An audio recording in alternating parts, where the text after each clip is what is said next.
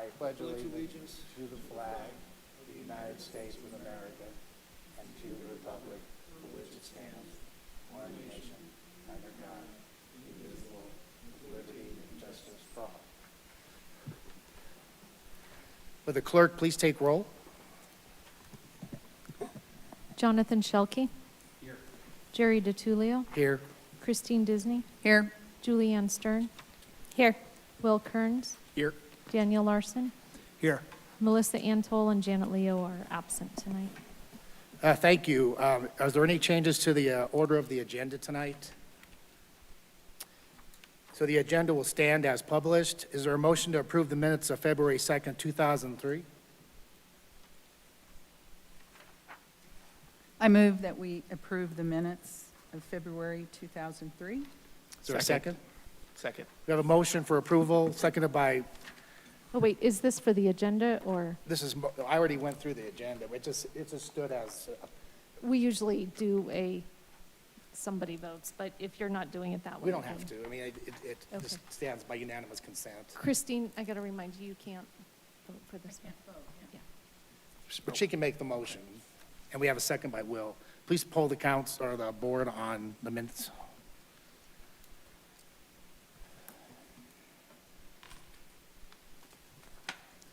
Motion passed 5-0 with one abstain. Thank you. The next item on the agenda is the public forum. This is a time for any person to speak on any subject not appearing on the agenda. Do we have anybody here to speak tonight on any item not on the agenda tonight? No one has signed up. Thank you. Okay, we'll move on to item 7, which is the public hearing. I think what we'll do is, in the effort of time, if you're going to speak on any one of these three, we're going to swear you in now, so please stand and raise your right hand so we can affirm that you're going to tell the whole truth. That's applicants and public. Anybody who wants to speak on any one of the three items. Do you swear to tell the truth in this matter? Thank you. So item 7A is case number WZ 23-01, an application filed by Yvonne Reynosa for approval of a zone change from residential to R2 to mixed-use neighborhood MUN on property located at 7890 West 38th Avenue. We'll begin with a staff presentation.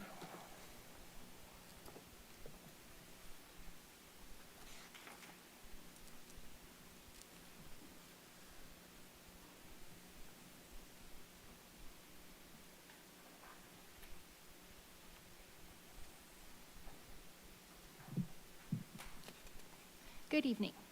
My name is Elena Olivas Loera, and I am a planner with the City of Wheat Ridge Community Development Department. I just want to let you know our applicant is with us tonight on Zoom.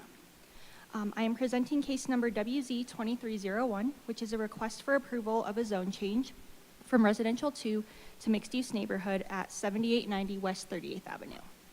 I would like to enter into the public record the contents of the case file, the zoning ordinance, the comprehensive plan, and this digital presentation. The property is within the City of Wheat Ridge. All appropriate notification and posting requirements have been met, and therefore the Planning Commission has jurisdiction to hear this case. The subject property is outlined in red. The property is located on the south side of West 38th Avenue, just west of Wadsworth Boulevard. The area to the east of the site is commercial up to and along Wadsworth and is residential to the west. The property measures about half an acre in size and contains a vacant single-unit dwelling built in 1957.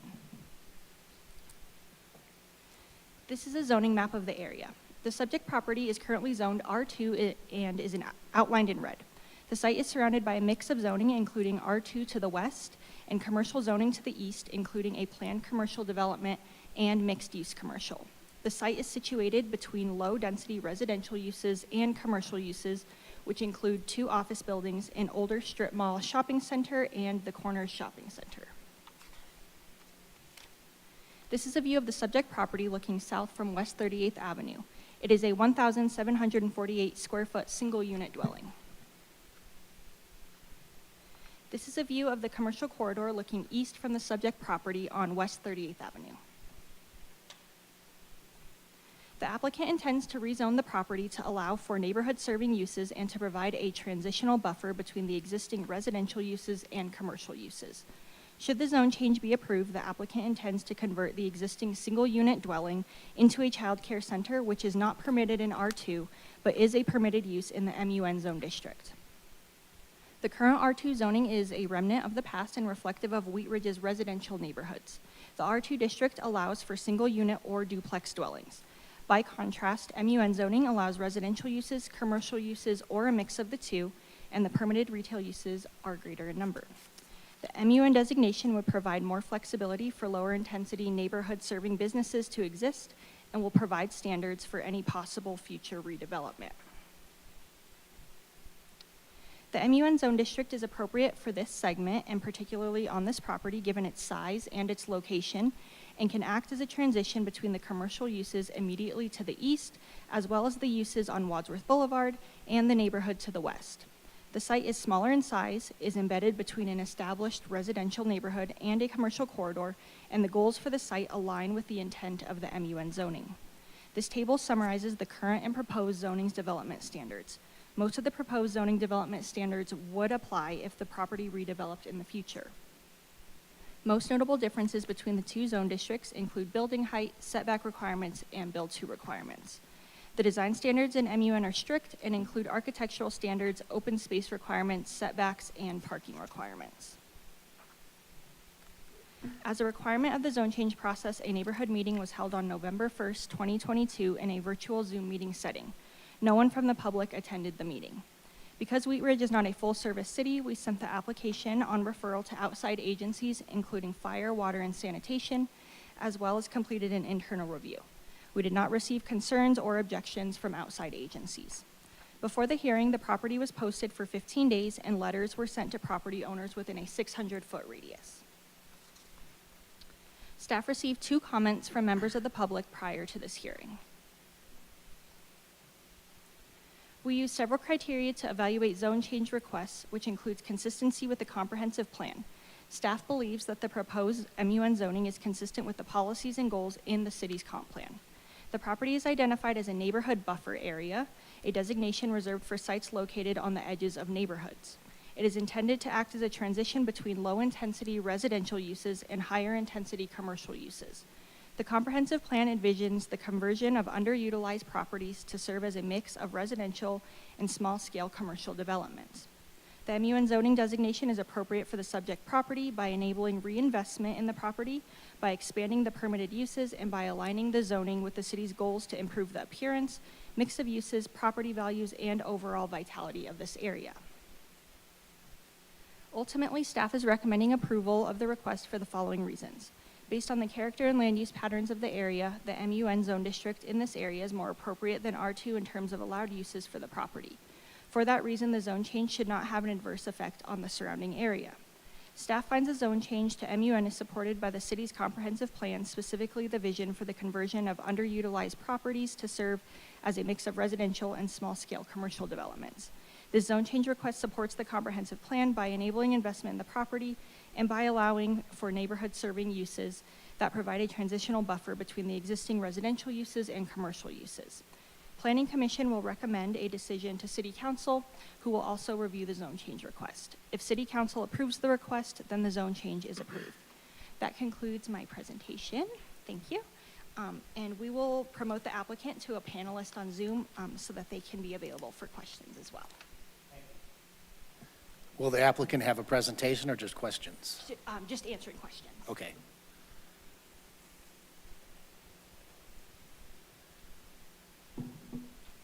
Will you be available too for questions? Yeah, yes. Okay.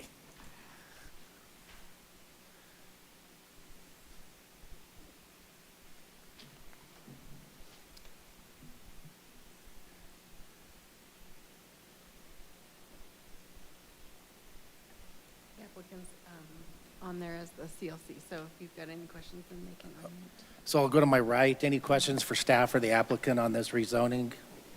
Nope, no questions. No questions, thank you.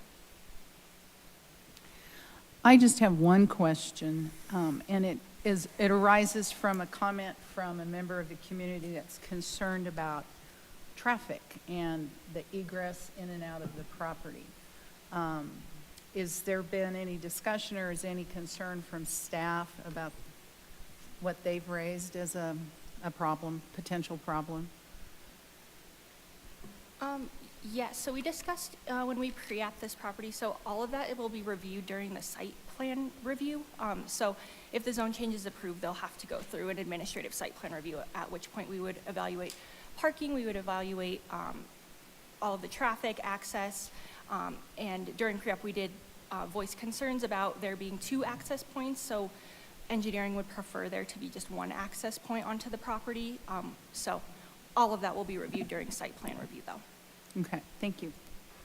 To my left, any questions, comments? Yeah, thank you, Mr. Chair. First off, during the staff presentation, we were told there were 2 comments from the public. I only found 1. I think, sorry, that was a mistype. It was just 1. Oh, thanks. And that comment, and going to Commissioner Disney's notes about traffic and the fact that you've got a office building and then a mixed-use residential, separate access, but a lot of traffic going through there. And with the single access point on this property to be redeveloped, it just seems like you're adding a lot of traffic in a fairly busy stretch of 38th Avenue between 2 existing traffic lights. And maybe talk a little bit more about what your thoughts are on the increase in traffic that will happen if you have a daycare center there. It would probably be timed during rush hour in the morning and the afternoon, plus people trying to get in and out of the office building directly adjacent to it. Does this cause any concern from a traffic management point of view? We don't have any concerns. The size of the site and the potential trip generation is not going to trigger any of our traffic studies. The existing driveway, I think, is on the west side of the property, so we've encouraged the applicant to keep it on the west side. And they may be able to explore a shared use of that drive that the office uses. And it may be that traffic on 38th occasionally limits your ability to take left turns out of the property. But the volumes that would come with the mixed-use zoning on a property this size or with the daycare are not, have not elicited any concerns from our engineering division. Okay, the property adjacent to it, you've got an office building with a parking lot right in the front and a single access point there. And then I didn't realize that the mixed-use residential, the condos directly to the south, also share that access point. And it just seems like, especially if you've got, again, with the daycare facility, the amount of traffic would be concentrated on certain times of the day. Okay, that's the concern I would ask, that when you get to the point where you're actually helping or working with the applicant on developing the property, to just make sure that the traffic access, both the left turn in off of 38th and then left turn out of the property is addressed. That's it. Thanks. Thanks. I really like the use daycare centers.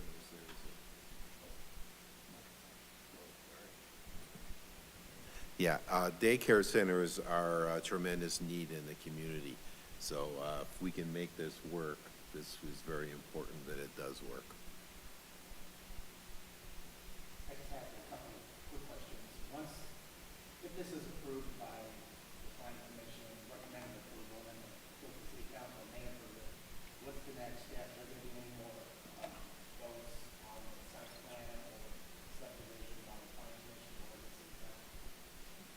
No, they would go through a administrative site plan review, so it would just be approved by Lauren and in-house review by staff. It would go on referral to external agencies, but otherwise it wouldn't be like a public process or anything like that involved. Does that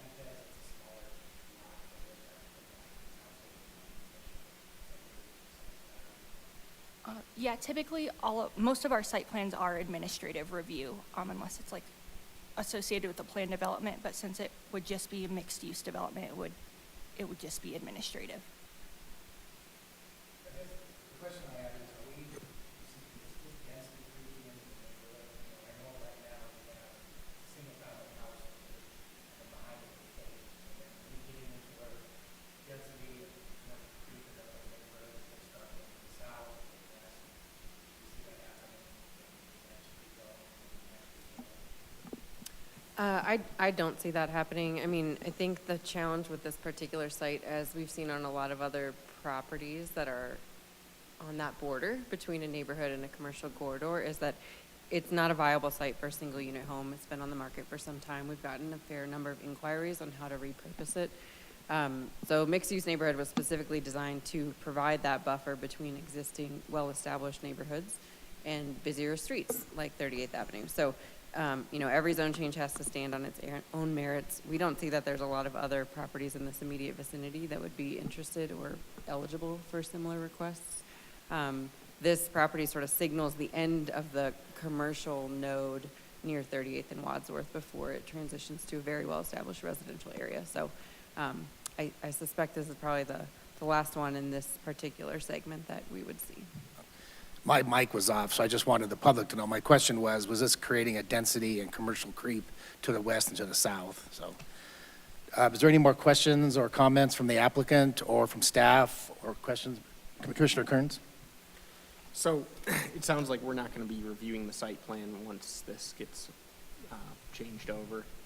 That's right. Yeah, so it's a permitted, if it becomes mixed-use neighborhood, then anything that's a permitted use in any mixed-use district goes from administrative site plan to building permit. There's no need for a plat in this particular case. Okay. So since we're not going to be reviewing the site plan, I want to mention that the site needs to be designed for pickups and drop-offs. It looks really ideal because of the fairly large, mostly vacant parking lot to the east. So people can pick up and drop off there. It seems like the half-circle driveway could be good as well, but it sounds like engineering might want to close down one of those access points. So if they do, maybe that's still okay, but it seems like that circular driveway seems like a good one for picking up and dropping off, depending on if we can maybe make it directional or something like that. So thank you. That's all I had. Commissioner Stern, do you have any comments, questions? No, thank you. Commissioner Disney? No. Just Commissioner Larson? one more question, please. Thank you. To be clear, the parking lot directly east, the adjacent parking lot directly east of this property is for the office building. It's not for the daycare. And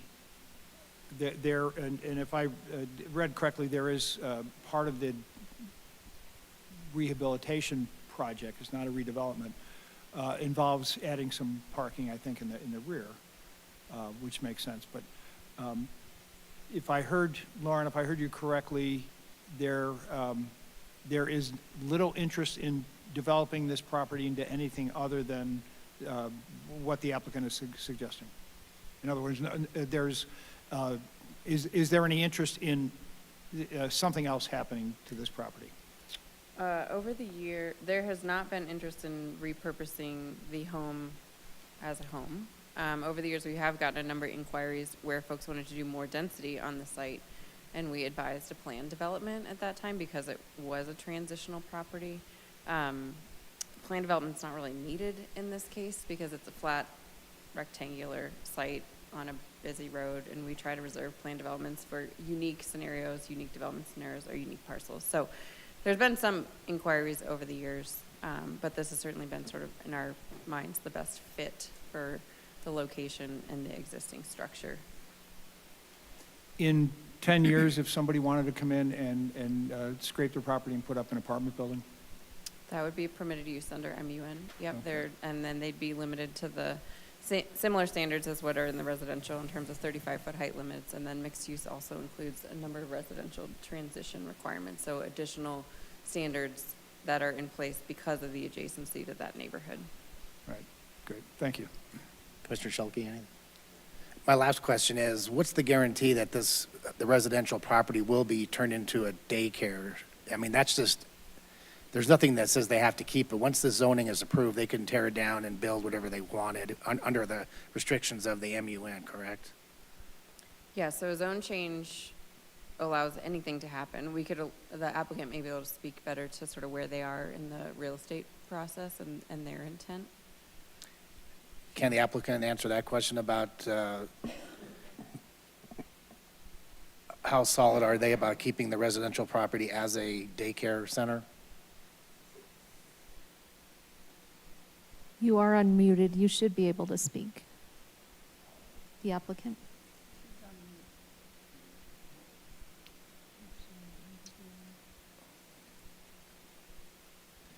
We can't hear you yet. If you can check your, Check your mute button on your Speaker. screen. Can't hear you.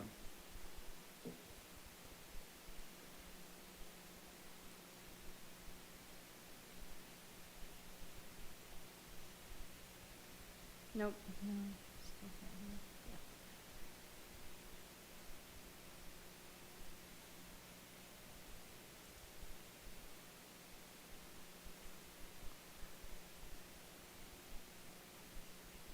Having technical difficulties.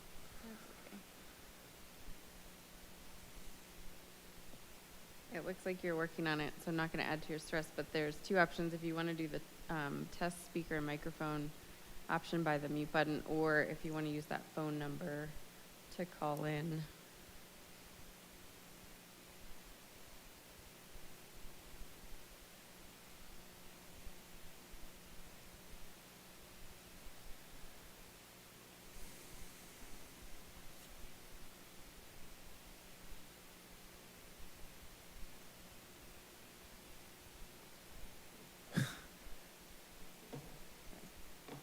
Oh, here we go.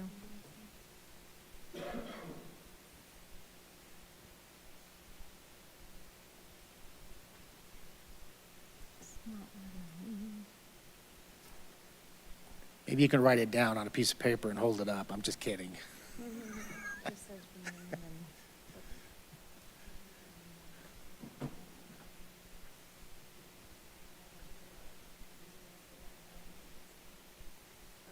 I think we have your phone number joined, if that was you. If you want to unmute the phone by hitting *6 to unmute.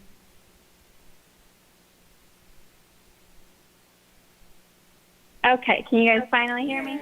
Yes. Hold on.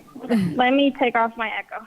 Okay, so we've had, my name's Jessica, and then my mom is Yvonne, and we currently own Children's Learning Center in Denver on 29th and Sheridan. It's in St. Mary Magdalene building. That we have capacity for about 129 kiddos. But as someone mentioned on the board, there is a very, very, very high need for daycares. We have a wait list about, infants under 18 months, about 80 families. So it's not in our budget to tear down the building and, redevelop it into a brand new commercial daycare building. I'm sure everyone would wish that. But Elena has some pictures or some PDFs that our architect is already working on to redevelop, not repurpose the current building, and they look very nice. So the current building would have about 2 to 3 classrooms, and it would probably have a maximum of 30 kiddos. And my mom has been doing this for, since the early 2000s, so over 2 decades now. So this is definitely one of our passions, and we plan to keep both properties as much as possible, as long as possible. Like I said, right now our current building we do rent, but we've been there since 2015, and we're excited, kind of to branch off into the Wheat Ridge community, but we're very well known in Denver. Our childcare is nicknamed CLC, and we do Spanish immersion. But yes, there's just a grand need for childcare, so we don't plan on selling the property in 10 years. I mean, obviously, we can't predict the future, but we like what we do as childcare providers. So basically, it is your intent to keep the building right now and remodel it and turn it into a daycare. There's no intention of tearing this building down in the near future. Is that correct? No intention. And if we did tear it down, it'd probably be to tear it down and build a large childcare facility. But it's not in our budget, and we're already going to be, investing thousands of dollars into, repurposing in it. So I don't ever predict that we would tear it down. Hey, you. Jessica, and I just want to confirm, you guys are the property owners, correct? Yes. So you are the And property. I don't know. Yes, and I don't know if it helps after, but I did send Elena like the architectural plans of how to repurpose the outside of the property. So I don't know if that would help you guys envision it. We have that information in our packet from staff of the building. Okay, awesome. Jessica, can I get the spelling of your last name and your address? Yes, Valenzuela. VALENZUELA. And my address is 15070 Gaylord Street, and that's Thornton, Colorado 80602. Thank you. Thank you. Before we move on to public comment, is there any more questions from the commissioners? So we'll move on to public comment, which is our last part of this hearing. Do we have anybody here in the public that wants to speak or on Zoom that wants to speak about agenda item 7A? No one has signed up. We have nobody signed up, and anybody on Zoom. anybody in the audience? Okay, well, I'm going to close the public hearing and a motion's in order.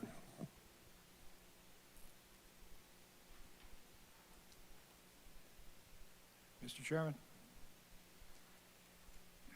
I move to recommend approval of case number WZ-23-01, a request for approval of a zone change from residential to R2 to mixed-use neighborhood, MUN, for property located at 7890 West 38th Avenue for the following reasons.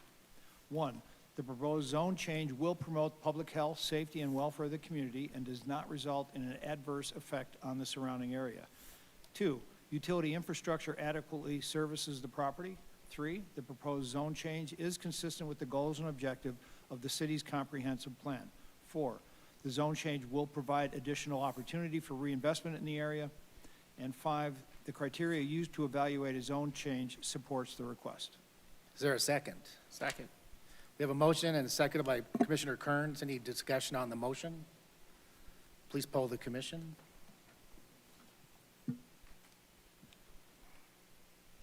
Motion approved, 6-0. Thank you. You're off to city council now. I'm going to open the public hearing for case number WPA 22-01, a resolution recommending adoption of the 44th Avenue Sub-Area Plan, and by such adoption, amending the Wheat Ridge Comprehensive Plan. We'll move on to our staff presentation first.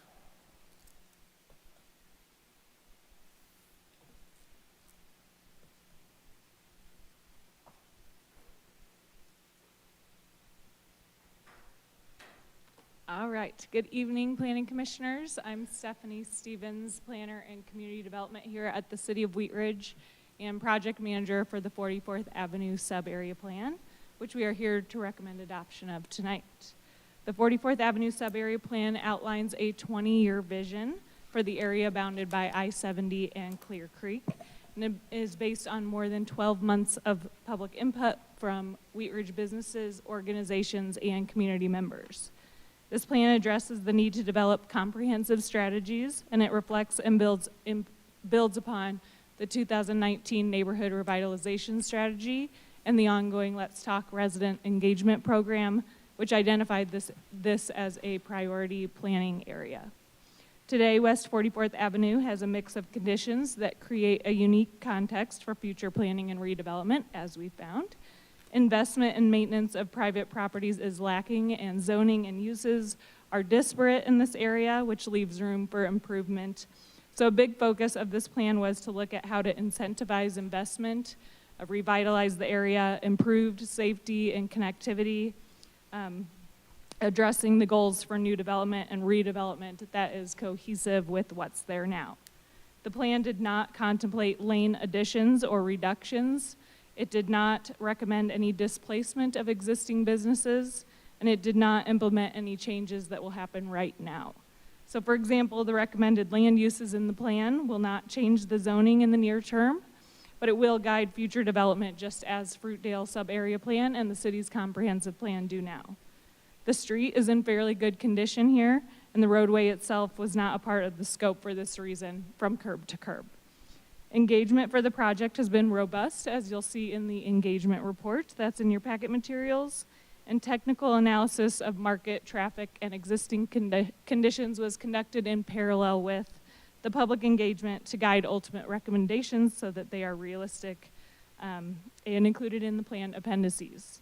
The essential goal of the sub-area plan was to create a community-backed and realistic vision plan with actionable outcomes, focused on revitalization and investment of the 44th Avenue sub-area.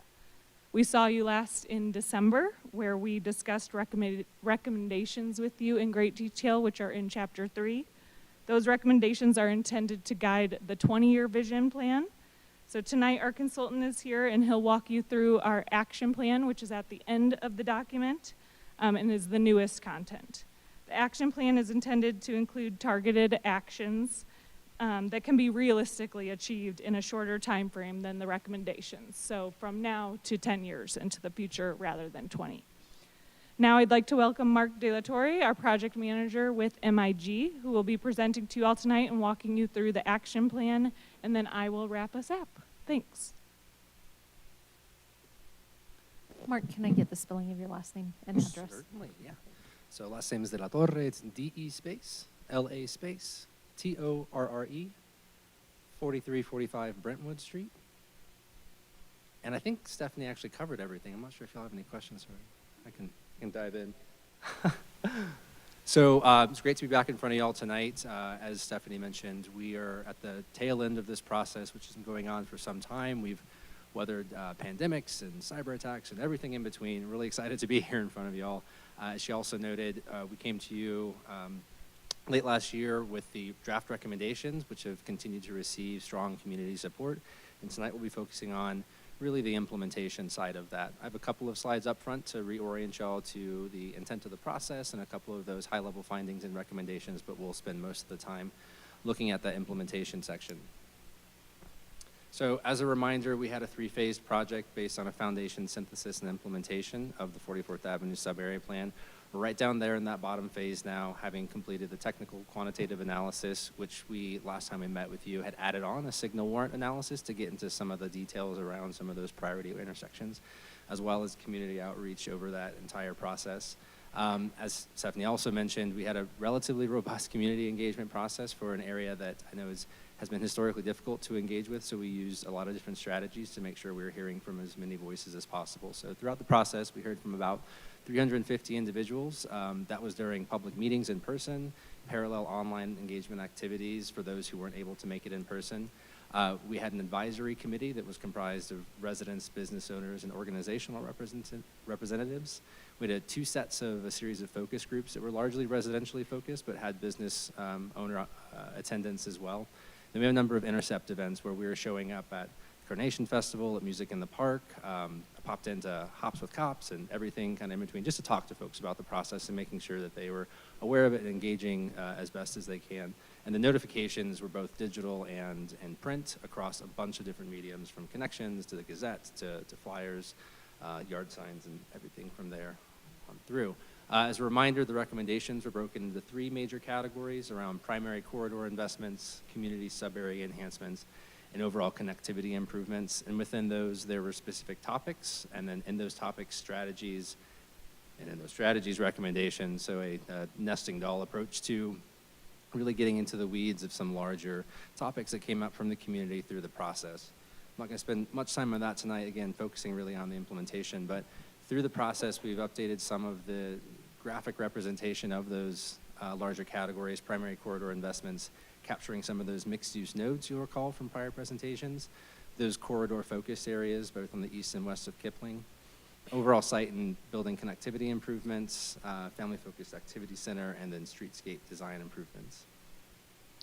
In the community sub-area enhancements, it was really focused on two larger nodes with the agricultural character and recreation tourism. Focused more on the west end there, building off the Bauhaus property, the historic park, and the Prospect Park. And then on the east end, the employment node. Everything in between is really focused on the existing neighborhoods and general housing and best supporting that residential character. And then the last piece of those categories were overall connectivity improvements, and that was kind of everything in between the primary corridor investments. So that's internal neighborhood connectivity, knowing that that northwestern node is relatively difficult to navigate.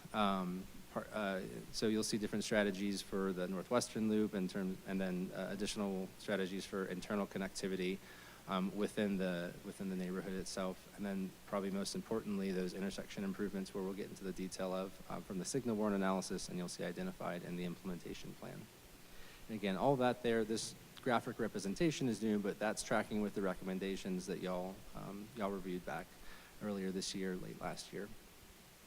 So that was the summary of 15 months to date. Any questions so far? We'll just keep going, then we'll get Sounds you at the good. end, yeah. So implementation is really broken into three major types of actions: regulatory, business attraction and retention, and mobility.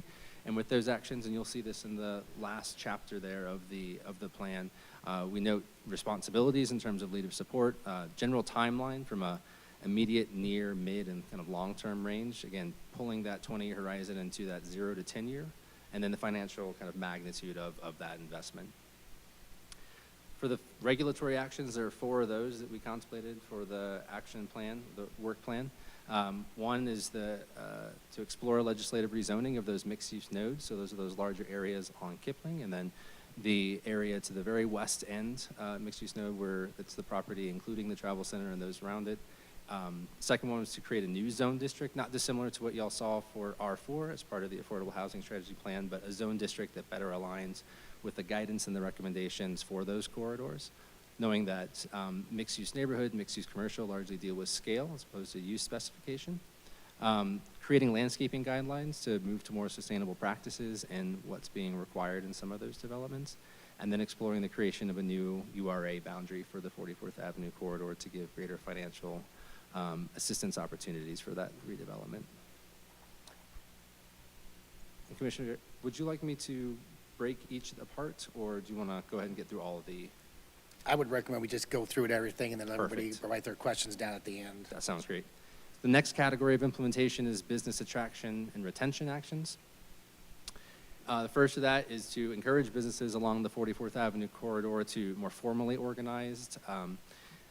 We're not officially saying business improvement district or an official organization, but some sort of organized entity to help identify, what those priority corridor improvements are for those specific businesses and addressing those in partnership with the city. Another piece of it would be to develop a corridor brand and identity, not dissimilar to the Ridge on 38th, but to really lean into the commercial history and practice that's on 44th, especially east of Kipling today. To more intentionally activate the Family Focused Activity Center, and that's the properties surrounding the entrance to Anderson Park at Field and 44th Avenue. And then to create educational materials and increase the quality of customer service for businesses, residents engaging with the city to understand what exists today, honestly, as well as what could exist moving forward to better support them financially. And the bigger section of the implementation plan is focused on mobility. So first, a couple of these here are actually identifying preferred cross-sections, both for 44th Avenue as well as for the Northwestern Loop. The right-of-way condition varies along 44th Avenue. The quality of the buffer, the adjacent land uses as you move from east to west varies. So identifying what that preferred cross-section is to achieve that as development may change over time. To increase the quality of the pedestrian connections to off-corridor amenities, which is a little planner jargony, and that's really identifying points of entry for businesses or areas of gathering and more intentionally getting pedestrians off of the corridor into those businesses. Signalize and improve crossings at a couple of major intersections, Robb, Parfit, Miller, Van Gordon, and Tabor. These were identified both by the community and through the safety analysis that the transportation consultant provided early on in the process, and were a product of the signal warrant analysis where we got into the weeds of what recommendations might be most appropriate there. And then to improve two bridge conditions, both Tabor Street, crossing I-70, as well as the West 44th Avenue Bridge at Clear Creek on the eastern boundary to better accommodate safe pedestrian and bicycle movement. So you got, all right, 6 more of these to go. 2 more slides, 6 more bullets, almost there. Underpasses were a key piece of that as well, in improving Ward, Kipling, and Carr street underpasses, knowing that Kipling has some probably bigger questions around it in terms of the overall interchange, but the quality of the underpass itself as signature gateways into Wheat Ridge and as kind of probably harrowing experiences for anyone outside of a car, that could be a good starting point. Conducting an access management plan for commercial properties. Neil had some conversation earlier tonight regarding a potential child care center and the pros and cons of additional drive cuts. Thinking about what those drive cuts do for not just business access, but how people move along the corridor is something that we want to get a better handle of and recommend addressing moving forward. And then exploring the feasibility or evaluating the feasibility of extending the existing median on 44th Avenue in between Van Gordon and Tabor Streets to limit truck turning and to reduce impacts on those neighbors to the south and increase safe connections north to south for non-vehicular users. Last 3 bullets here. Formalizing new points of entry to the Clear Creek Trail. These alignments are all going to be pretty much doubled up with the open space management plan. There was coordination as they were going through their technical analysis to make sure that, one, entries are formalized, they do so in alignment with rehabilitation efforts and other things of that nature. A bigger one, conducting a master planning effort for the Bauhaus Historic Park and the surrounding area that ties into a larger park system, and formally pull that into an open space asset and community asset for the community. And the last part is sign standards for pedestrian, bicycle, and vehicular-oriented safety kind of throughout, but along the major corridors and our perimeters. That's it. I'm done rambling. Thank you. I'll take, thank you. She's going to jump in for you. Sorry, I'm just going to wrap this up quick. Just wanted to remind that this is the public hearing for this item, so just to remind you to take public comment before you actually get into discussion, but we're happy to answer questions. We did receive a couple comments on Wheat Ridge Speaks, 2, both related to traffic intersection stuff. So one was in support, but noted the prioritization of the Tabor Bridge improvements and wanting that to be pushed up to more of a near-term priority. We don't disagree. It's on our radar. We're looking for funding now, so hopefully it will move up on its own, but we added it in as a midterm to give ourselves time for the funding piece. The second comment was related to wanting a roundabout at Tabor, and as Mark spoke to, the traffic analysis and signalization analysis conducted by Fair and Peers, who is a sub-consultant, which is included in the plan, identified Tabor for a future signal. So that would be taking care of the traffic at that location. So no additional comments, but staff is recommending approval of the adoption of the 44th Avenue sub-area plan, which would ultimately amend the comprehensive plan for this area. And if after this, the plan will go to City Council for final approval on April 24th. That wraps up our presentation, but happy to answer any questions. Thanks. Thank you. So I'll go to my left. Commissioner Shelkey, do you have any questions, comments? Commissioner Larson? Thank you, Mr. Chair. First, the thing we need to make very clear is that these are recommendations, and this is not something that the city of Wheat Ridge is obliged to do. We are not obliged, but it is a guiding document, right? So by us approving it, we are supporting it, and it will guide future investments and entitlements that come in. From your perspective, then, what does a guiding document do? So similar to the comprehensive plan, and like how Elena just brought forth a rezoning for you all, she showed you that picture of the comprehensive plan with the structure plan included in it. So we use these plans to guide future land uses. So if it says, you know, residential or more density should go here, that's what we would bring to you all, and that would inform our decision of whether we would support a recommendation. So as an example, if a developer came in and wanted to put in a new apartment building along the corridor, that would be, the things that are sort of outlined here would apply to what you would require of that developer. That's correct. Okay. Yes, yes. It would guide what we are telling them that Okay. is a requirements, yep. And if there was a business that came in, for example, I noticed automotive service businesses are singled out as not preferred, that business would be discouraged. For any new additional, but there is no opposition to having what's there now from our community. So that's not, we're not trying to displace what's there now. What we heard from the community is they don't want any additional auto uses along the corridor specifically. So if I may, And then, just a moment, I'm sorry, Commissioner go ahead. Larson, as a piggyback to that, so a guiding document is not a regulatory document. We are not compelled as a decision-making body, planning commission or city council, to spend money or make decisions, but it is certainly in the best interest of our political will and listening to our community to do so. Auto business is actually a really great example because in most of our zone districts, it requires a special use permit. So like the example Stephanie gave on a zone change, one of those criteria is compliance with guiding documents. So that kind of language in here does have a real impact in terms of the considerations of what we tell applicants or what council tells them. That said, if it's another kind of business and it's a permitted use, zoning prevails because zoning is regulatory, unlike a guiding document. In the beginning of the action plan, under the regulatory section,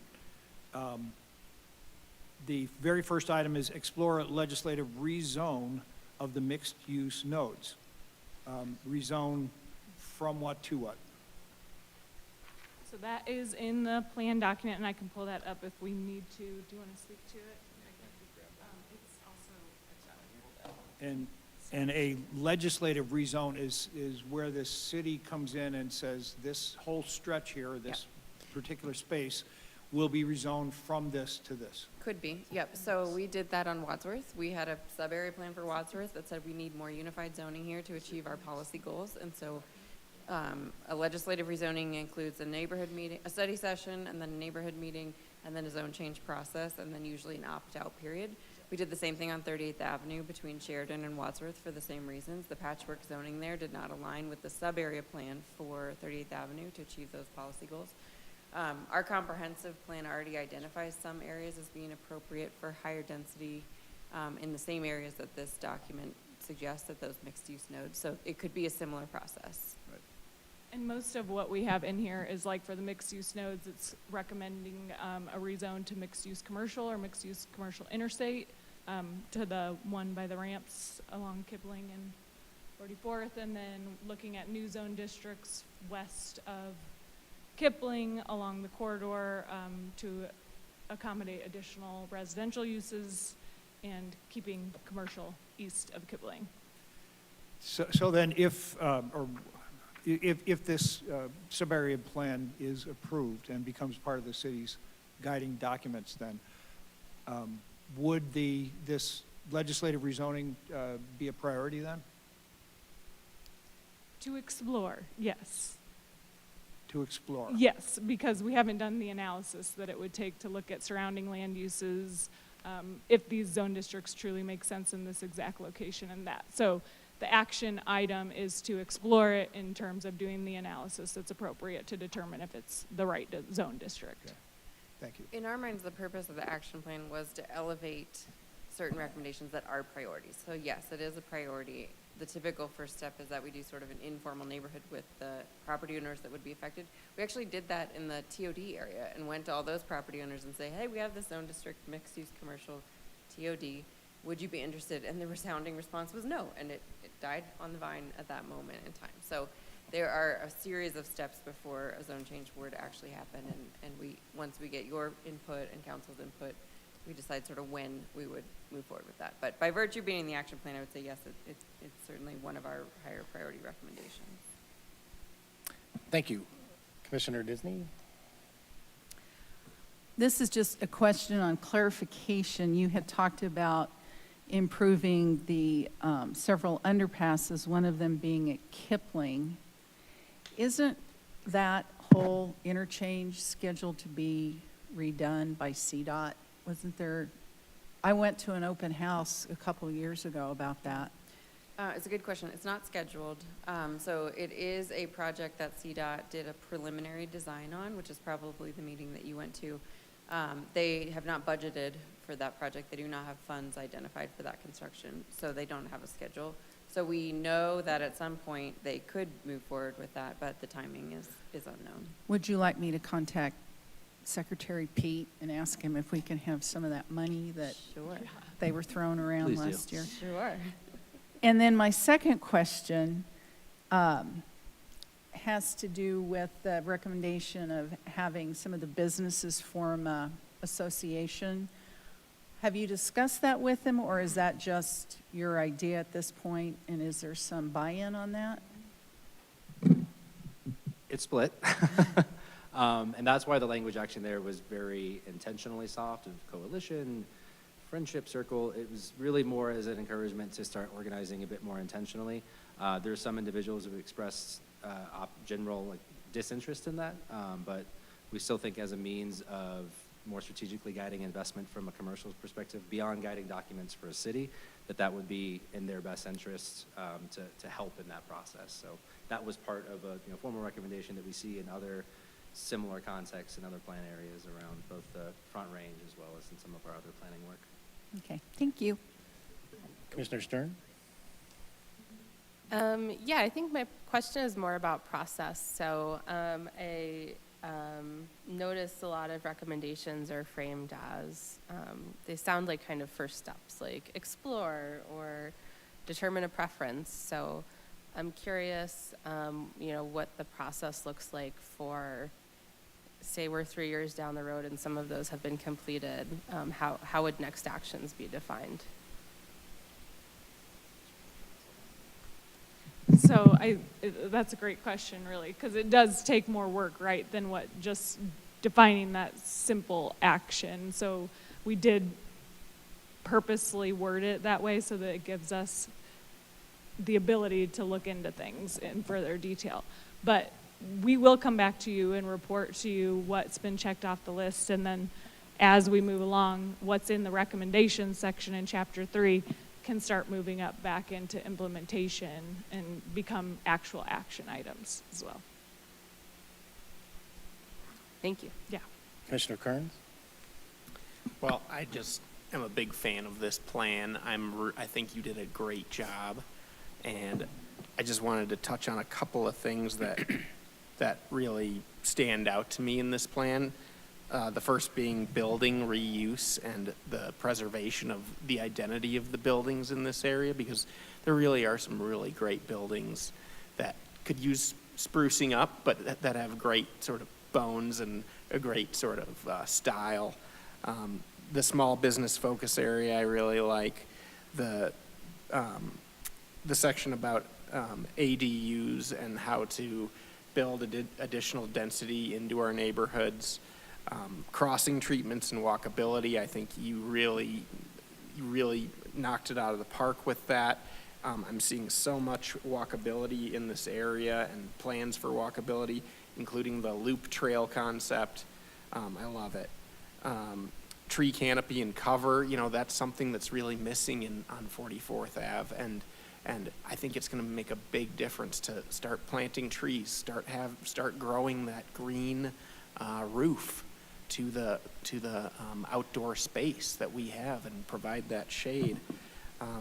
I like the diverse housing strategies. You went really deep into that in this plan, and that is what this community needs, is diverse housing.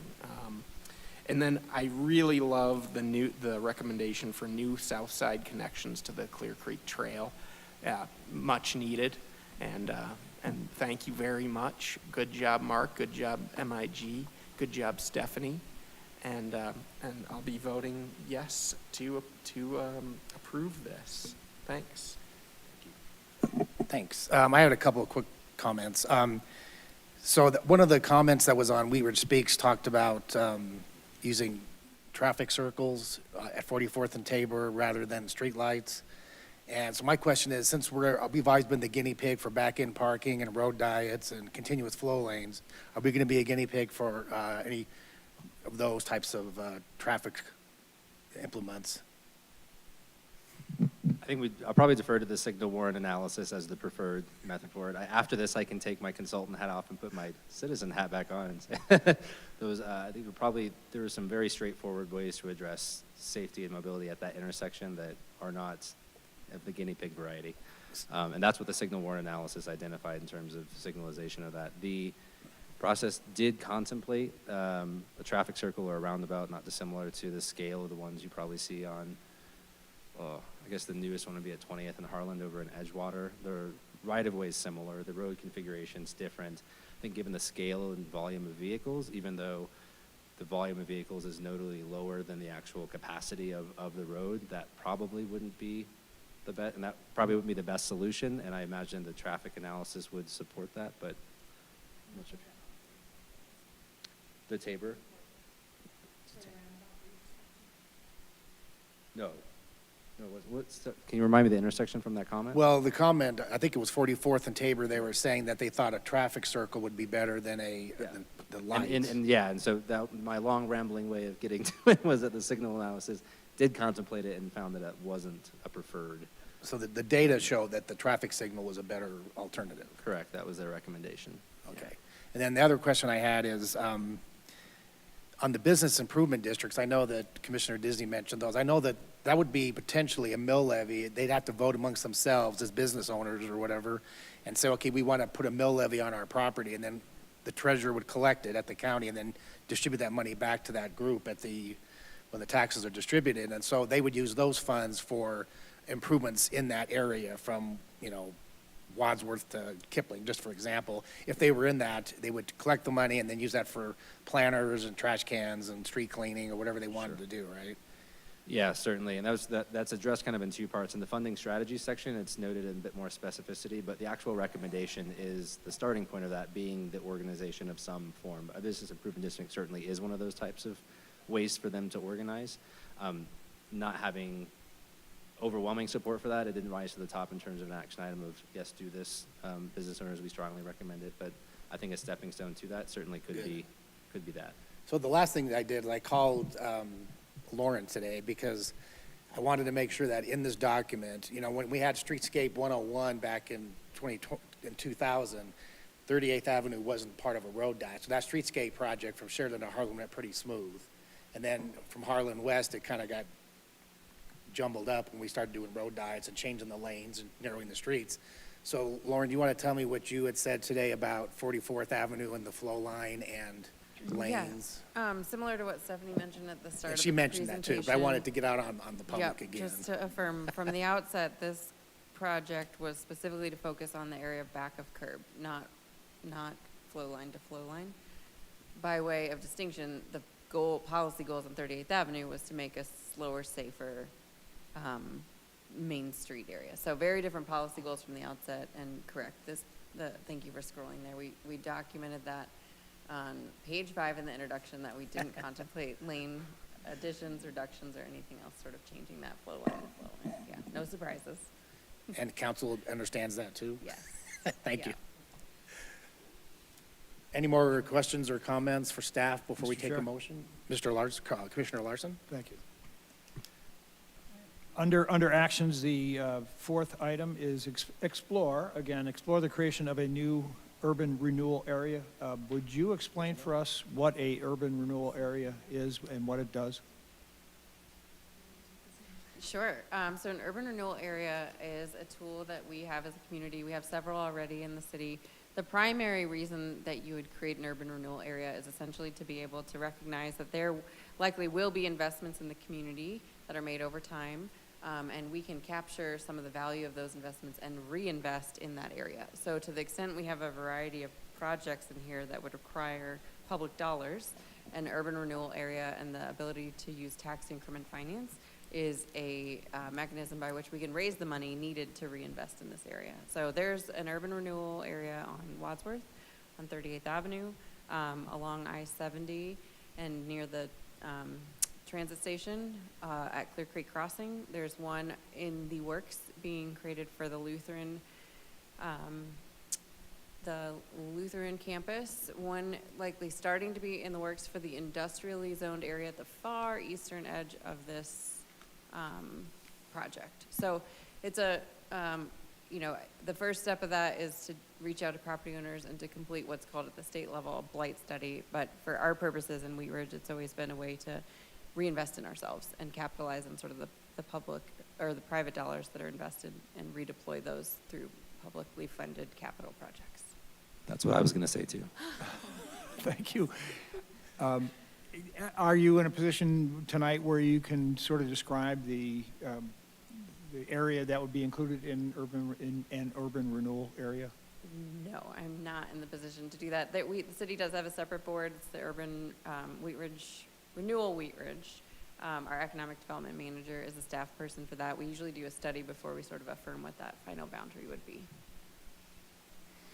Okay, and then my last question, getting back Sorry. to. I can Sorry. ask one more thing. We Yes. do not usually include low-density residential, so if anything, it's sort of that industrial area or just along the corridor. Okay, that makes sense. It's Ollie Garrison. Getting back to the mobility issue, if I read correctly, we're contemplating 5 new traffic lights between Ward and Kipling on 44th. So it's only 2, right? There were 5 intersections mentioned in the. There's 5 intersections mentioned. They're more about like whether it's the rapid flash. RRFB, the rapid rectangular flashing beacon, which is the current actuated signal that they have in front of Compass. Thank you. Is it pedestrian crossing? Yeah, these are pedestrian crossings for the Okay, signalization. not traffic lights. Not traffic lights. We did do that study as part of the signal warrant analysis, and traffic counts did not warrant a full signalization in those intersections, excepting Tabor.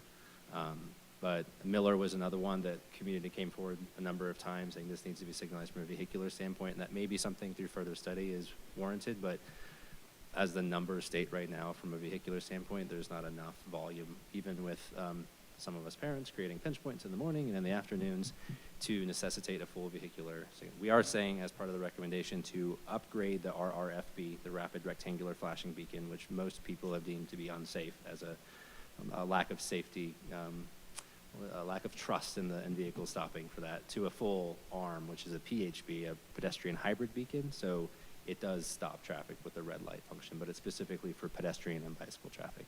Okay.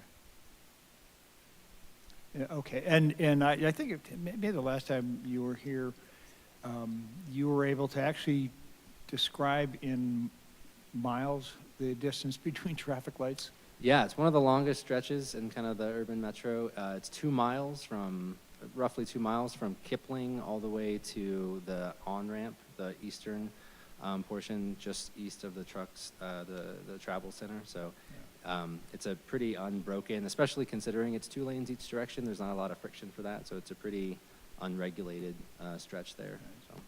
Yeah, I've driven down that stretch many times, and you just kind of drive along. It's like, I've been going a while, haven't hit a traffic light in a little while. And yeah. Okay, that's great. Thank you. Thank you. Commissioner Disney? I would like to echo Commissioner Kern's enthusiasm for this plan. I think Mark and Stephanie, you guys knocked it out of the park.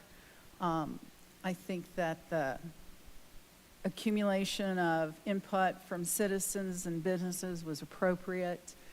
It was robust, which since I've been involved in activities like this sort of thing for the last, I'm going to say 12 years, this one seems to be, as your usual work shows, a huge engagement. It's hard to get people to care.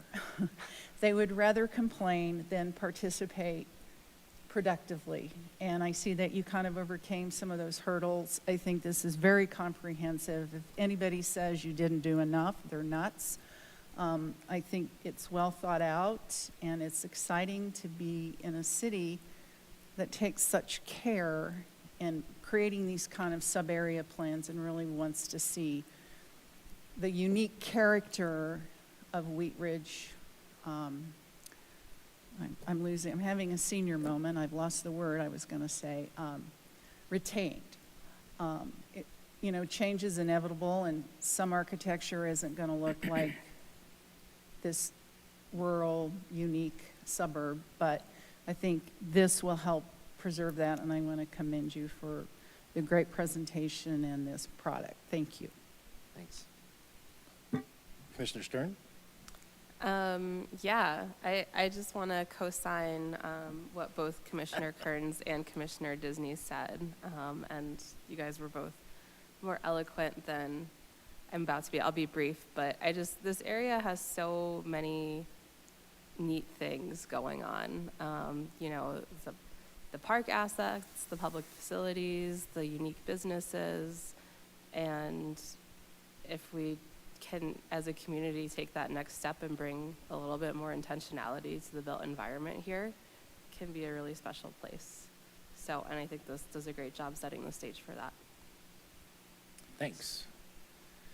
I guess we should move on to public comment if we have anybody signed up on Zoom or in the audience that wants to speak on this. No one has signed up on the paper.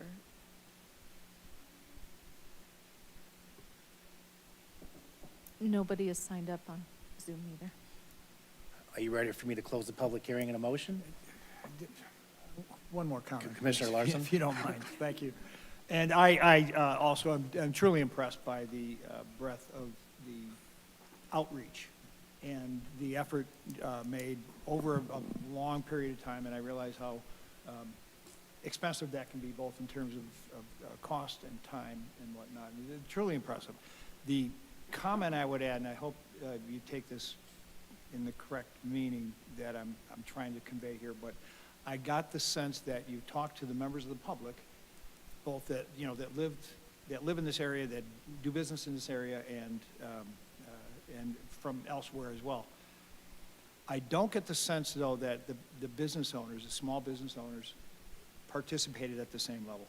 I just think that, not that they're not represented, they are, but I think that as you go forward, you may want to find some way to bring in their ideas, to bring in their thoughts.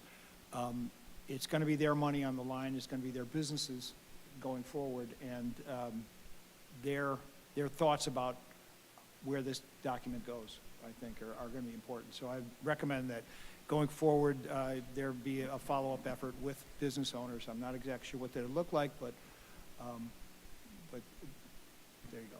Thanks. Well, I think I have to maybe disagree with that, because I know some business owners, small business owners that were on the task force from day one, and they're all along 44th Avenue. Is that true? Yeah, that's correct. And we participated in 2 separate business walks and talked to any business who would talk to us. There were some that said, no, I'm not interested. Thanks for stopping by. But you're right. It's something that requires a lot of continued effort. And then on the advisory committee, we did have a number of individuals who own businesses on 44th that were part of that. So something to stay aware of them moving forward, to continue to engage with that group, because they have very diverse needs. I mean, it's All right, I'm going to close the public hearing, and a motion's in order. Sure. I move to adopt Resolution 01-2023, a resolution recommending adoption of the 44th Avenue Sub-Area Plan as an amendment to the city's comprehensive plan, Envision Wheat Ridge, and forwarding said recommendation to the Wheat Ridge City Council. Second. We have a motion and a seconded by Commissioner Disney. Please poll the commission.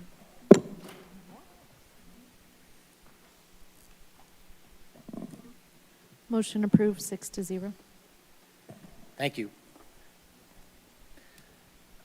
I'm going to open the public hearing for case number ZOA 23-03, an ordinance amending Article 4 of Chapter 26 of the Wheat Ridge Code of Laws concerning requirements for the dedication of public parks and sites, and making confirming amendments therewith. Move on to a staff presentation first.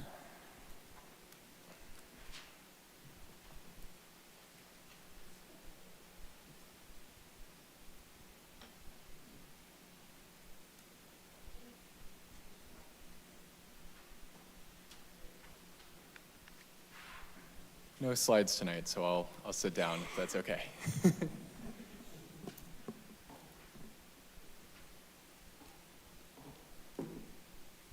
We ready to go?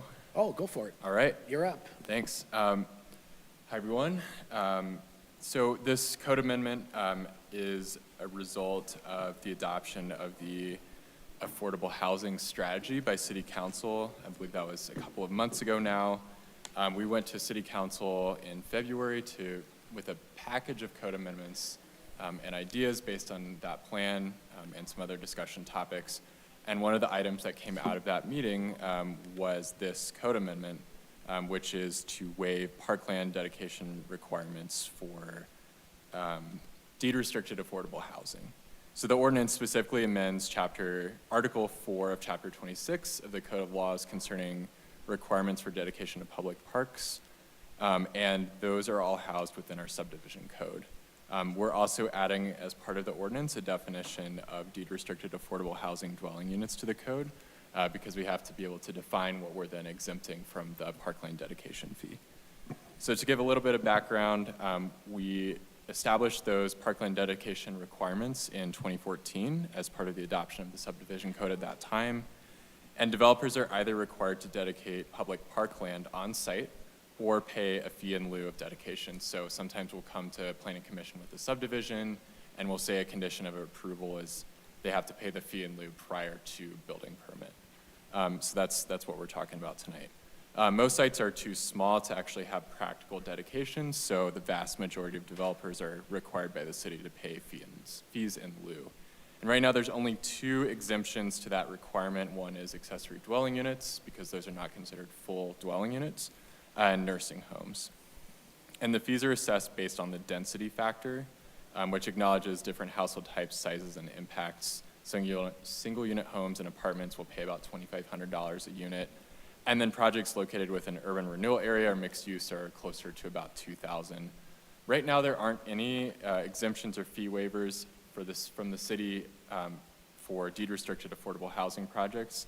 And those are actually defined as units that have agreements recorded against the property that limits the rent or sales prices of those units. So that's the definition we're planning on adding to the code. This actually came to our attention because of the Ives project that's being constructed by Foothills Regional Housing near Wadsworth Boulevard. And they pointed out that a lot of cities actually do have these exempted. And then as part of the adoption of the affordable housing strategy, that came up as a major topic as well. So we presented a list of proposed code amendments to City Council. This was one of them. Council was on board, and so because of that, we're bringing this to you to recommend approval to City Council to adopt that ordinance. We don't believe that this is going to have any negative impacts on park funding. City-imposed development fees, like parkland dedication, are really a small portion of the total development costs, but they still contribute to making developing affordable housing more expensive. A lot of our parks at this point are built out, and the impact that this fee reduction would have is such a small percentage of all dwelling units that are built in the city of Wheat Ridge, we don't believe that it would have a negative impact. So City Council did make a unanimous consensus to move this forward, and this amendment, which is really just 2 sections of the code, was a result of that consensus. The main thing that it does is define deed-restricted affordable housing in the code, which is a unit that's used for income-qualified residents for a specific number of years, and there's a restrictive covenant on that. Exemption wouldn't cover market rate housing. Even if they're below average rents, it actually has to be an officially deed-restricted property. Sometimes people use the term workforce housing. That's still market rate at the end of the day. And yeah, so this proposed ordinance was drafted by the Planning Division. We got input from our city attorney on that definition. And we do have a public hearing scheduled before City Council on May 8th. So I'll take questions. Thanks. Thank you. Commissioner Disney? Nothing at this time. Commissioner Stern? Was there any discussion about including an upper income limit in the definition of a deed-restricted affordable dwelling unit? No, there hasn't been. I mean, I think typically what we've been seeing, or the projects that we would envision that we're aware of, are below 100% AMI. I think we could apply that if we started to see an issue. Most of the deed restrictions that we see are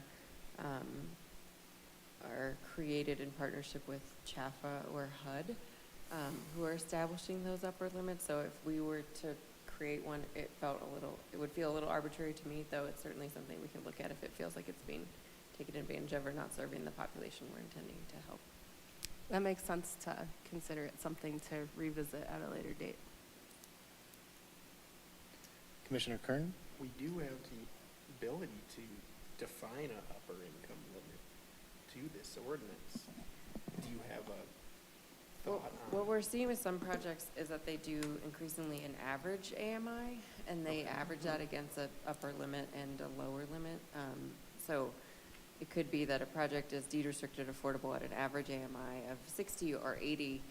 So we wouldn't want to preclude them from having that upper limit, which allows them to serve a 30% AMI. Does that make sense? Okay. Yeah, the So reason you're right, there's still merit in considering it, but just know that it's not always as simple in some of the more mixed income projects that we're seeing recently. Yeah, the reason I ask is there's kind of a lively debate, especially around some state level affordable housing actions where there's financing pots that are being allocated to AMI levels up to like 170%, which results in rents and housing prices that are actually way above market, so it's not really in any way more affordable. And that was kind of the thought that spurred my question, but I wouldn't want to put forward the idea of us trying to legislate from the dais here. So I like the idea of just keeping an eye on if it becomes an issue. And it's definitely something that's included in some other ordinances, but those are also cities that already have robust affordable housing terms in the code and potentially inclusionary housing. So we're just not there yet. And this is really just the first step. Commissioner Larson? Oh, Commissioner Kern? I thought, okay. Commissioner Larson? Thank you, Mr. Chair. Can you tell me how much has been collected in lieu of fees, say, for the past year or two? It's in the budget every year because it is a special fund, but I don't know that number off the top of my head. I mean, some of our larger projects were like $500,000. I think maybe that could have been the fee for Outlook, but Yeah, I Clear don't know. Creek Crossing alone was almost $500,000, and they actually dedicated a park and still paid that much of a fee. It was just that many units. But it's highly dependent on the number of units that go to permit in a specific year. Right. So basically, any development that involves, is it just residential, or if somebody wanted to put in a new commercial building? It's just residential. Just residential. So a developer wants to come in and put in a 10-unit apartment building. There's a formula for determining how much that developer would pay. Correct. It would either be that $2,500 number or the $2,000 number, depending on the project Per type. unit. Per unit, Per unit, correct. right. Which explains why Clear Creek Crossing was fairly substantial. Exactly. All right, let me ask it this way then. Is there does Wheat Ridge Parks and Parks Department rely on that money for some things that are ongoing? Or typically, what would the money be used for? We modified the code in 2014, actually, when we updated that number to allow these funds to be used for projects beyond just developing a new park. So it can be trail maintenance, it can be some of the trailheads we talked about.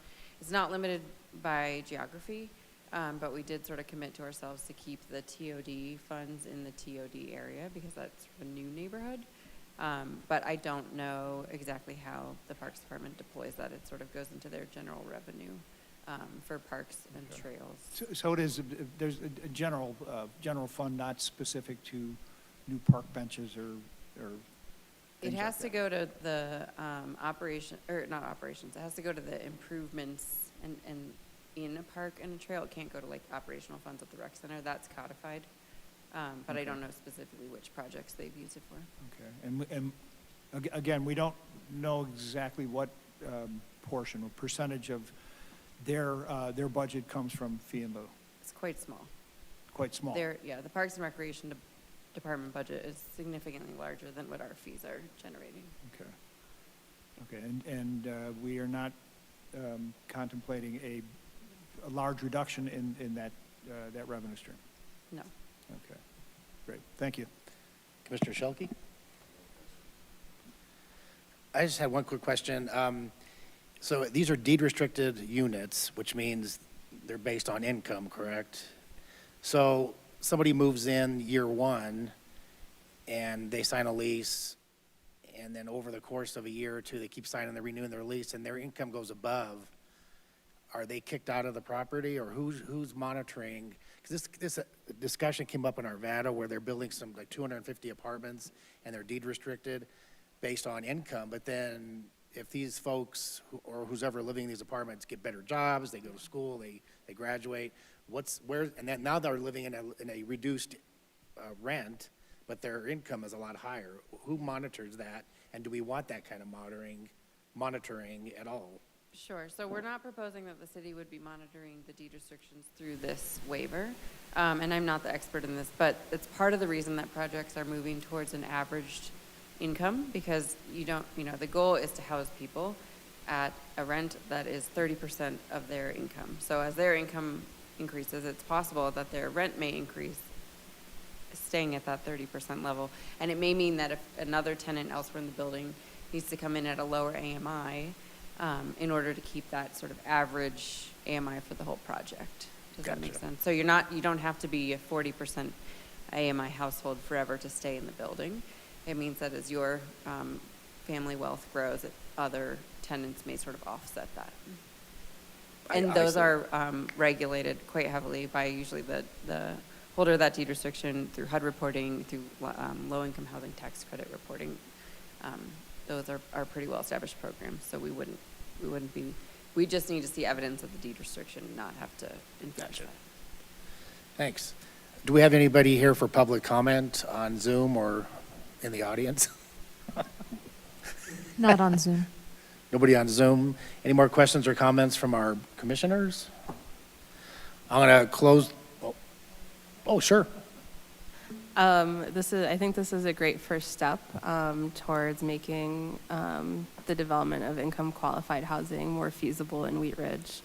Other communities like Denver just have money that they can use to help close that feasibility gap, and a community like Wheat Ridge doesn't have the same level of local or federal funding, so a fee waiver is just as good. Money is fungible, so this is a really great way for us to leverage what we have to make this work in our community. I'm going to close the public hearing. And Mr. Shelkey? I move to recommend approval of the proposed ordinance amending Article 4 of the Wheat Ridge Code of Laws concerning requirements for dedication of public parks and sites and making conforming amendments therewith. We have a second? Second. Seconded by Commissioner Stern. Please poll the board.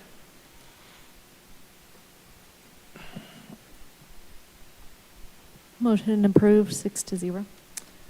So thank you. That concludes all of our public hearings. We're on to new business. And before we do that on new business, I mentioned Lauren earlier. I should have said Director Mikulik.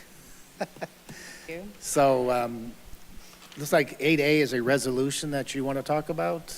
Yes. So I was remiss in not including this in your last meeting. Usually at your first meeting, all boards and commissions have to adopt a resolution that affirms the location at which your official public notice happens. And it's been the same for many years, and it's the same for every board. And so that is the resolution that was attached. Our locations are the display cabinet of our front door, our website, and the Jeff Code transcript.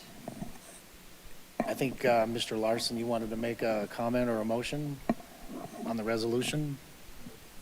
No, I think this is a wonderful idea, and I think we should completely support it. Thanks. I move to recommend approval of resolution number 02-2023, a resolution establishing a designated public place for the posting of meeting notices as required by the Colorado Open Meetings Law. Is there a second? Second. We have a motion and a second by Commissioner Disney. Any comments? Please poll the commission.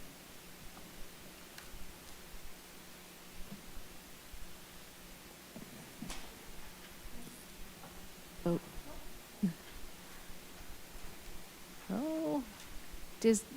Commissioner Disney, can you please vote? Thanks, there. We go. Motion approved, 6-0. Thank you. Looks like 8B is the election of the current, of officers. Currently, Melissa is the chair and I'm the vice chair. Did you want to hold the election tonight still because we have 2 commissioners out, or are we going to go ahead and do it? Yeah, we can go ahead and do that. So in March is when board and commission appointments occur. There were a couple of you whose terms were up and everyone was reappointed. I'm forgetting now exactly who that was. So thank you. There's no changes in our membership, but this action always occurs the first meeting after those appointments or reappointments. You can vote for somebody who is not here, so it's okay that they're not here. We cannot have anybody in the same role in consecutive years. So Melissa is the only one who would not be eligible to be voted as chair. We will do a anonymous vote, just put a name there for who you would like to be chair. We will figure out who that is, and then we will repeat the process for the vice chair role. Any questions on the process? Good. Our official vote collection cup is coming around. And this is for chair? Yes, chair first.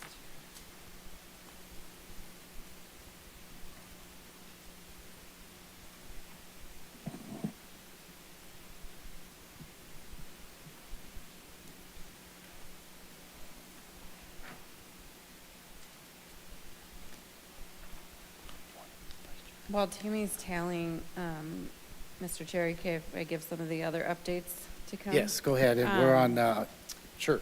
So dates, we will have a meeting on April 20th. We will likely have one of the May meetings, but we're not certain which date quite yet. And then I'll save the project updates for later. That might be longer.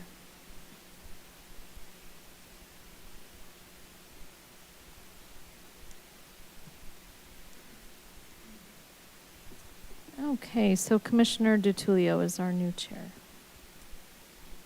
Thank you. Rigged. And Thank then you. We'll do the exact same. Do you need more paper? Yeah, we got, I did give them more. Thank you. she gave us more than Oh, one. perfect. So whoever you want to be vice chair, it can be anybody now that you were previously vice chair, so anybody else is eligible. The role that of the wouldn't vice work out very chair, as well. you probably well know, is to chair the meeting in the absence of the chair.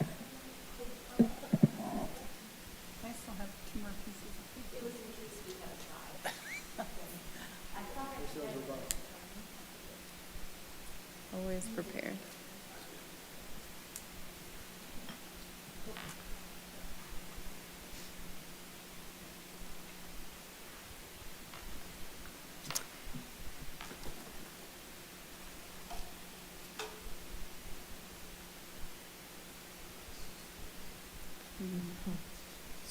You need the Jeopardy music or something, right?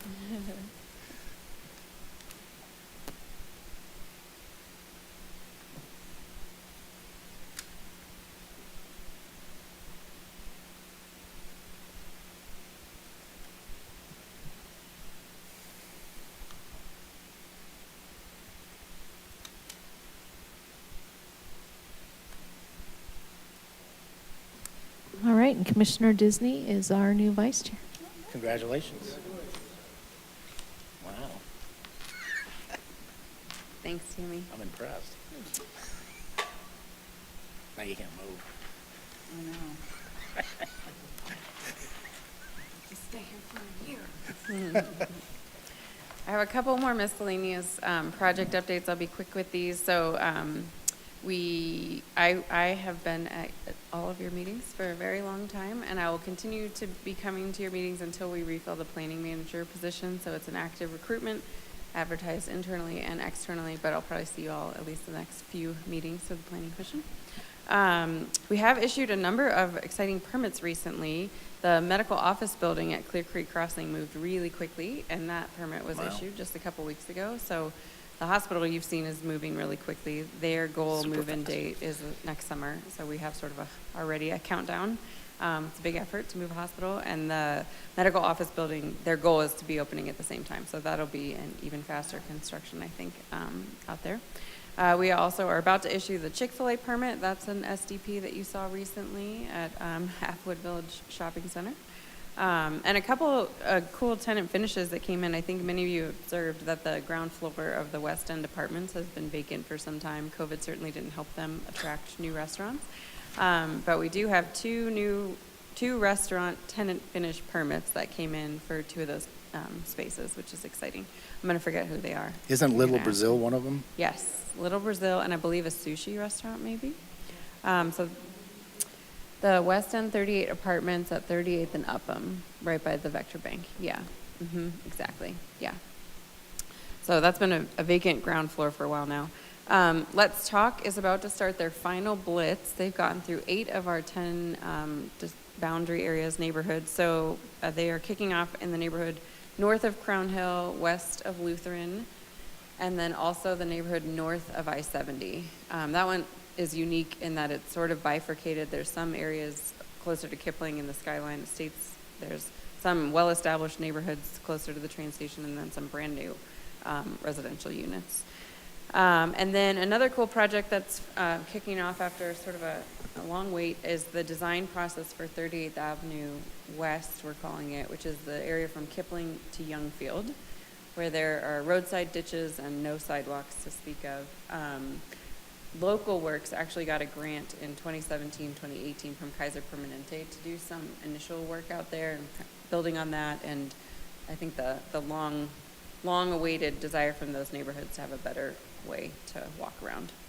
So that first public process will be probably in May. So you'll hear more about that soon. We just kicked off with the consultant on Monday. It's Ayers. Did I already give you this update? Oh, okay.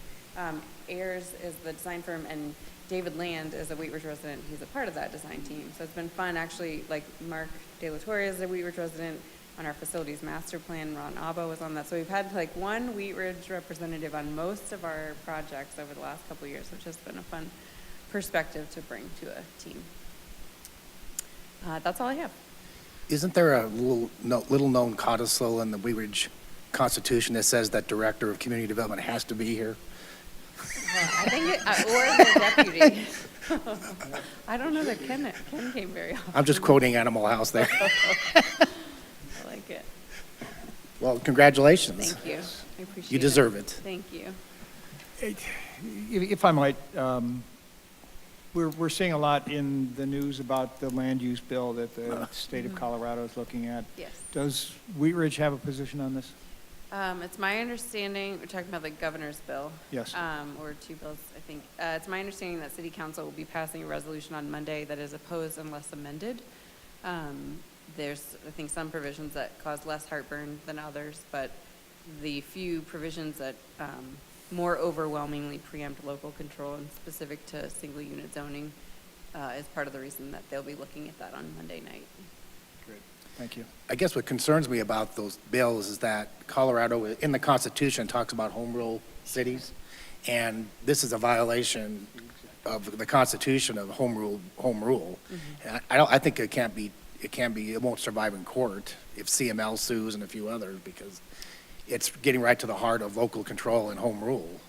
Yeah, my understanding is CML is of the same position, opposed unless amended. I believe some of our neighboring communities are passing similar resolutions. And the other concern that I've heard from folks is that while intended to build affordable housing, it doesn't actually compel any affordability in any of those provisions. So what we are tracking on a related topic is the Proposition 123, which created the state's Affordable Housing Fund. And as a community, we will make a commitment or bring to council to make a commitment to growth of our affordable housing stock, which then gives us access to dollars that are coming from the state. So I think a lot of folks view Prop 123 as sort of a better solution than the governor's bill, if we're looking at the variety of ways the state could support that effort. But yeah, if you're interested in that topic, I believe it's on the agenda for Monday night with council. So let's go on to commissioner comments, city comments from our commissioner tonight, updates. I'll look to my right, look to my left. Is there a motion to adjourn? I move that we adjourn. I'll second. Please poll the board. Motion approved, 6-0. Thank you.